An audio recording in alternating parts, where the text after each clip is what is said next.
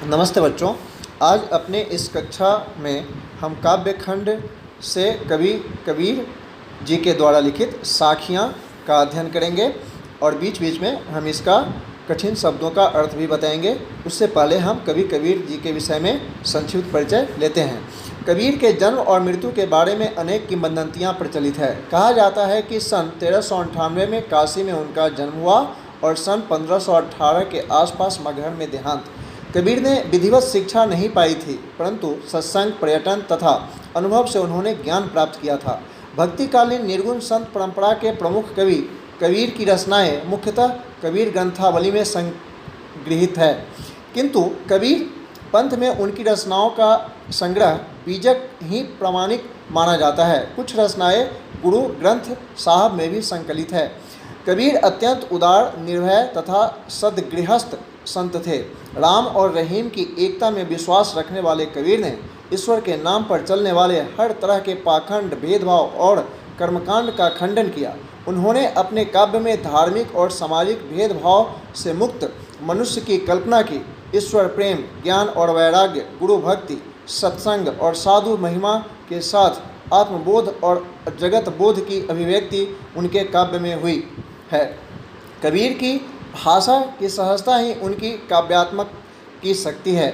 जनभाषा के निकट होने के कारण उनकी काव्य भाषा में दार्शनिक चिंतन को सरल ढंग से व्यक्त करने की शक्ति है। तो आइए हम कवि कबीर जी के द्वारा लिखित साखियाँ का अध्ययन करते हैं। कवि लिखते हैं कि मान सरोवर सुभर जल, हंसा केली कड़ाई, मुक्ता फल मुक्ता चुगे, अब उड़ी अनंत न जाए। यहाँ हम कुछ कठिन शब्दों का अर्थ पहले जान लेते हैं। मानसरोवर का दो तात्पर्य यहाँ, एक तिब्बत में एक बड़ा तालाब, दूसरा मनरूपी सरोवर। सुभर का अर्थ है अच्छी तरह भरा हुआ। हंस पक्षी है जो जीव का प्रतीक है। केली से तात्पर्य क्रीड़ा होता है। कड़ाही मतलब करना। मुक्ता फल यहाँ मोती को कहा गया है और विशेष अर्थ में प्रभु की भक्ति है। उड़ी अर्थात उड़कर, अनत अर्थात अन्यत्र, कहीं और, जाहि अर्थात जाते हैं।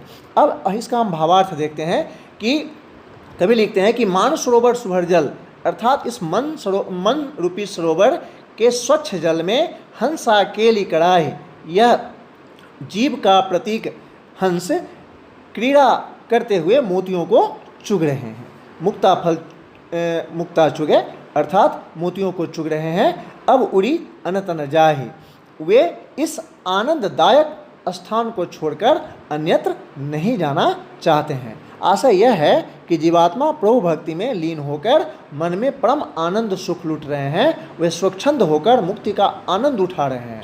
वो इस सुख को छोड़कर अन्यत्र कहीं नहीं जाना चाहते हैं। दूसरे साखी में है कि प्रेमी ढूंढत मैं फिरौं, प्रेमी मिले न कोई, प्रेमी को प्रेमी मिले, सब विष अमृत होई। प्रेमी अर्थात प्रेम करने वाले, प्रभु भक्त, फिरौं मतलब घूमता हूँ, होई अर्थात हो जाता है।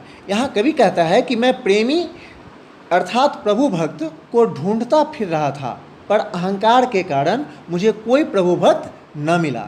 जब दो सच्चे प्रभु भक्त मिलते हैं तो मन की सारी विष रूपी बुराइयां समाप्त हो जाती है तथा मन में अमृतमयी अच्छाइयां आ जाती है। अर्थात यहाँ भाव है कि मैं अहंकार प्रभु को ढूंढ रहा था, पर प्रभु की प्राप्ति नहीं हो रही है। ईश्वर की प्राप्ति होते ही अहंकार सद्गुणों में बदल जाता है। अगला साखी है कि हस्ती चढ़िए ज्ञान को, सहज दुलीचा डारी, स्वान रूप संसार है, भूकन दे झकमारी। प्रभु यहाँ कहते हैं कवि कि हस्ती मत्ता से तात्पर्य हाथी का है। सहज प्राकृतिक समाधि, दुलीचा कालीन को कहते हैं जो हमारे घर में बिछता है, स्वान कुत्ता, भूकंदे अर्थात भौंकने दो, झक मारना समय बर्बाद करना। कवि का कहना है कि ज्ञान प्राप्ति में लगे साधकों को ज्ञान रूपी हाथी पर सहज समाधि रूपी आसन बिछाकर अपने मार्ग पर निश्चिंतापूर्वक चलते रहना चाहिए। यह संसार कुत्ते के समान है जो हाथी को चलते देखकर निरुद्देश भौंकता रहता है। अर्थात साधक को ज्ञान प्राप्ति में लीन देखकर दुनिया वाले अनेक तरह की उल्टी सीधी बातें करते रहते हैं, परंतु उसे दुनिया के लोगों की निंदा की परवाह किए बगैर प्रभु भक्ति में लीन रहना चाहिए, अपने मार्ग पर चलते रहना चाहिए। चौथा साखी है पाखा पाखी के कारण सब जग रहा भुलान, निरपक्ष होई के हरि भजय सोई संत सुजान।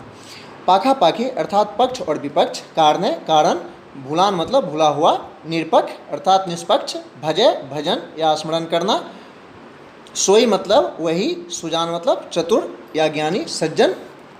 कवि कहते हैं कि लोग अपने धर्म संप्रदाय को दूसरों से बेहतर मानते हैं, वे अपने पक्ष का समर्थन तथा दूसरे की निंदा करते हैं। इसी पक्ष विपक्ष के चक्कर में पड़कर वे अपना वास्तविक उद्देश्य भूल जाते हैं। जो धर्म संप्रदाय के चक्कर में पड़े बिना ईश्वर की भक्ति करते हैं वही सच्चे ज्ञानी है। अगला साखी है, हिंदू मुआ राम कही मुसलमान खुदाई, कहे कबीर सो जीवता जे दुहू के निकट न जाय। मुआ से तात्पर्य है मर गया, सो जीविता अर्थात वही जीता है, दुहू अर्थात दोनों, निकट अर्थात पास या नज़दीक, जाय अर्थात जाता है। निराकार ब्रह्म की उपासना की सीख देते हुए कवि कहता है कि हिंदू राम का जाप करते हुए तथा मुसलमान खुदा की बंदगी करते हुए मर मिटने तथा आने वाली पीढ़ी के लिए कट्टरता छोड़ गए हैं। वास्तव में राम और खुदा तो एक ही है। कवि के अनुसार जो राम और खुदा के चक्कर में पड़कर प्रभु की भक्ति करता है वही सच्चे रूप में जीवित है और सच्चा ज्ञान प्राप्त करता है। आगे साखी में कवि लिखते हैं, कावा फिरी काशी भया राम ही भया रहीम, मोट चून मैदा भया बैठी कबीरा जीम। यहाँ कावा अर्थात मुसलमानों का पवित्र तीर्थ स्थान है, काशी हिंदुओं का पवित्र तीर्थ स्थल है। भया अर्थात हो गया, मोट चून मोटा आटा, बैठी अर्थात बैठकर, जीम मतलब भोजन करना। कवि कहता है कि मैं जब राम रहीम हिंदू मुसलमान के भेद के ऊपर उठ गया तो मेरे लिए काशी तथा काबा में कोई अंतर नहीं रह गया। मन की जिस कलुषिता के कारण जिस मोटे आटे को अखाद्य समझ रहा था अब वही बारीक मैदा हो गया जिसे मैं आराम से खा रहा हूँ। अर्थात मन से सांप्रदायिकता तथा भेदभाव की दुर्भावना समाप्त हो गई। बच्चों, इसके द्वारा कवि हमें अपने मन से सांप्रदायिकता को हटाने की बात कह रहे हैं।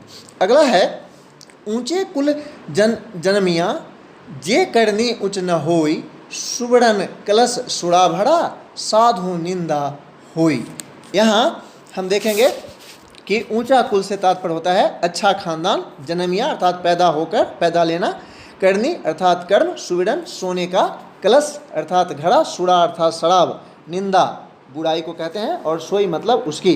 तो कर्मों के महत्व को बताते हुए कवि कहता है कि ऊंचे कुल में जन्म लेने मात्र से कोई व्यक्ति बड़ा नहीं बन जाता है, इसके लिए अच्छे कर्म करने पड़ते हैं। इसी का उदाहरण देते हुए कबीर कहते हैं कि सोने के पात्र में शराब भरी हो तो भी सज्जन उसकी निंदा ही करते हैं। बच्चों, आइए अब हम साखियाँ के ऊपर जो हमारे पाठ्य पुस्तक में प्रश्न है उसका भी हम जिक्र करते हैं। प्रश्न है कि मानसरोवर से कवि का क्या आशय है। तो मैंने बताया था आपको कि मानसरोवर से कवि का आशय है मन रूपी पवित्र सरोवर जिसमें मनुष्य का स्वच्छ विचार रूपी जल भरा है। इस स्वच्छ जल में जीवात्मा रूप हंस प्रभु भक्ति में लीन होकर स्वच्छंद रूप से मुक्ति रूपी मुक्ताफल चूकते हैं। वे मानसरोवर छोड़कर अन्यत्र जाना भी नहीं चाहते। दूसरा है, कवि ने सच्चे प्रेमी की क्या कसौटी बताई है। तो इसका उत्तर होगा, कवि ने सच्चे प्रेमी की कसौटी बताते हुए कहा है कि सच्चा प्रेमी अपने प्रेम अर्थात ईश्वर की भक्ति करते हुए ईश्वर को पाने का प्रयास करता है। उसे ईश्वर के अलावा किसी सांसारिक वस्तु को पाने की रुचि नहीं रह जाती है। वह लोभ मोह माया से ऊपर उठ चुका होता है। तीसरा है, तीसरे दोहे में कवि ने किस प्रकार के ज्ञान को महत्व दिया है। तो तीसरे दोहे में कवि ने सांप्रदायिकता एवं भेदभाव रहित सच्चे ज्ञान की प्राप्ति को महत्व दिया है। उसके बाद है, इस संसार में सच्चा संत कौन कहलाता है। तो इस संसार में सच्चा संत वही है जो मोह माया लोभ अपने पराये की भावना से दूर रहता है, सांसारिक मोह माया से दूर रहकर प्रभु की सच्ची भक्ति करता है, सुख दुख लाभ हानि ऊंच नीच अच्छा बुरा आदि को समान रूप से अपनाता है, दिखावे की भक्ति नहीं करता है। पांचवा है, अंतिम दो दोहों के माध्यम से कबीर ने किस तरह की संकीर्णताओं की ओर संकेत किया है?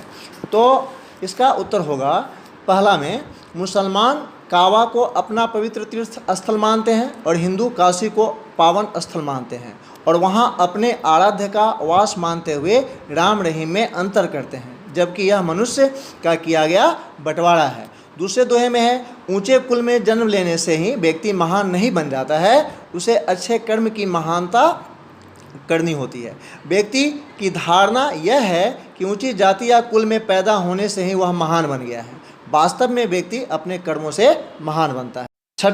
छठा प्रश्न है कि किसी भी व्यक्ति की पहचान उसके कुल से होती है या कर्मों से? तर्क सहित उत्तर दीजिए। तो कुछ लोगों का मानना है कि अच्छे कुल में जन्म लेने से ही वह महान नहीं बन जाता है। पहचान बनाने के लिए व्यक्ति को अच्छे कर्म करने होते हैं। व्यक्ति की पहचान उसके कर्मों से ही होती है। ऊंचे कुल में जन्म लेकर भी व्यक्ति यदि अच्छे कर्म नहीं करता है तो वह सम्माननीय नहीं हो सकता। इसके विपरीत छोटे या निम्न कुल में भी जन्म लेकर व्यक्ति अच्छे कर्म करता है तो सम्माननीय बनता है। अगला काव्य सौंदर्य स्पष्ट करने के लिए है कि हस्ती चढ़िए ज्ञान की सहज दुलीचा डाड़ी, स्वान रूप संसार है भूकन दे झकमारी। तो ज्ञान का महत्व प्रतिपादित करते हुए कबीर कहते हैं कि मनुष्य को ज्ञान रूपी हाथी की सवारी सहज गलीचा डालकर करना चाहिए। ऐसा कहते हुए यदि कुत्ता रूपी संसार उसकी आलोचना करता है तो मनुष्य को उसकी परवाह नहीं करना चाहिए, अर्थात मनुष्य को ज्ञान प्राप्त करना चाहिए। इसी के साथ आज का यह क्लास समाप्त होता है।